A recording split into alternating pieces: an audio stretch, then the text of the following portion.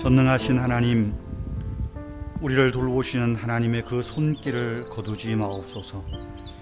우리가 하나님의 백성 된 것을 한없이 기뻐하며 살게 하시고, 이 땅을 사는 동안에 그 하나님의 은혜와 특권을 경험하며 하나님의 능력을 깊이 누리게 하옵소서. 주님은 여전히 부족한 우리를 긍휼히 여기셔서 우리 삶을 주님의 선한 것으로 가득 채워주신 줄 믿습니다. 아버지 하나님, 우리의 마음과 생각을 세상의 모든 어두운 영으로부터 지켜주시옵소서. 오늘도 우리의 발걸음을 인도하시는 주 예수님의 이름으로 기도합니다. 아멘.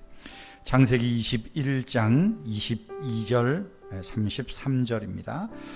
그때에 아비멜렉과 그 군대 장관 비골이 아브라함에게 말하여 이르되, 네가 무슨 일을 하든지 하나님이 너와 함께 계시도다. 아브라함은 브엘세바에 에셀나무를 심고 거기서 영원하신 여호와의 이름을 불렀으며.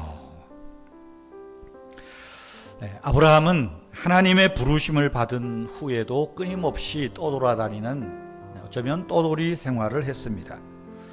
이런 생활은 아브라함을 끊임없이 긴장하게 했을 것입니다. 그 긴장 속에는 떠돌이 생활하면서 그 긴장을 더 증폭시키는 이유가 있겠죠. 하나님 뜻이 뭘까? 왜 하나님이 나를 부르셨을까? 왜 하나님이 나를 부르셔서 이런 일을 하게 하실까? 하나님의 뜻이 무엇인지 도무지 알 수 없다는 점에서 더더욱 긴장했을 것입니다.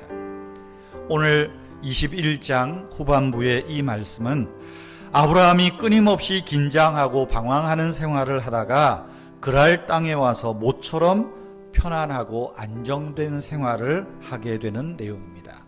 좀 정착했다 그럴까요? 그런 생활을 하는 거예요.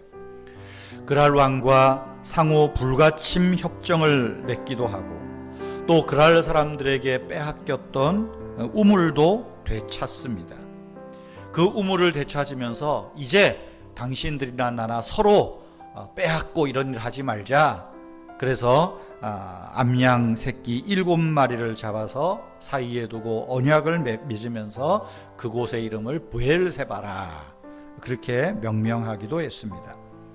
그리고 그 브엘세바에서 아브라함은 자기의 안정된 삶을 나타냅니다. 에셀나무를 심었다.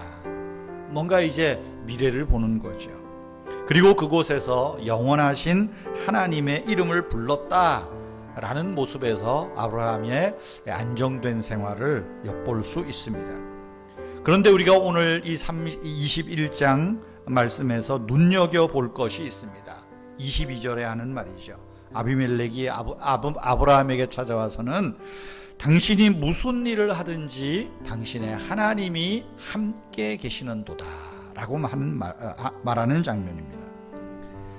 구체적인 내용은 알 수 없지만 아브라함이 낯선 땅에서 잘 적응하고 성공적인 삶을 살고 있음을 인정하는 말입니다. 그런데 여러분, 아브라함이 그랄 지역에 처음 왔을 때 어떤 모습이었습니까? 혹시나 누가 자기를 죽이고 자기 아내를 빼앗아 갈까봐 아내를 누이라고 속이지 않았습니까?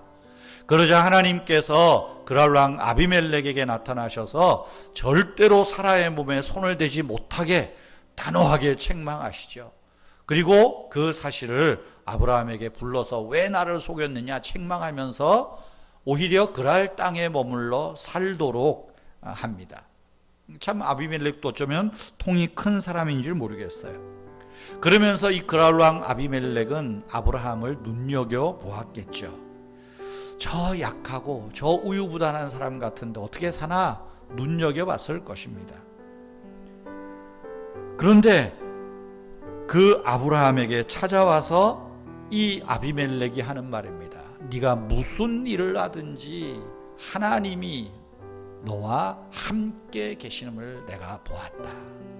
무슨 일을 하든지 하나님이 당신과 함께 계시는 것을 내가 알게 되었다 라고 말합니다. 단지 아브라함이 물질적으로 부자가 됐다, 그런 의미는 아닙니다. 아브라함이 아비멜렉에게 위대하게 보였던 것, 하나님이 함께 계시는 위대한 사람으로 보였던 것은 아브라함이 그곳에서 아마도 선한 사업에 힘썼기 때문이 아닌가 생각을 합니다. 어떤 선한 사업일까요? 화평을 도모하는 사람입니다. 오늘 여기 말씀해 보면 아비멜렉의 신하들, 그랄 사람들이 와서 아브라함이 열심히 우물을 파면 와서 빼앗아 갑니다. 얼마나 열불 터지겠어요. 소돔 그돌라오멜하고도 싸워서 이긴 아브라함 아닙니까? 그런데 우물을 빼앗아 가면 그들과 싸우려 하지 않습니다. 그래, 가져가라. 그리고 아브라함은 또 다른 곳에서 우물을 파요. 그러면 우물이 또 나와요. 그리고 아브라함이 기르던 여러 양이나 뭐 이런 가축들도 새끼도 잘 낳고 얼마나 부유하게 되었겠어요.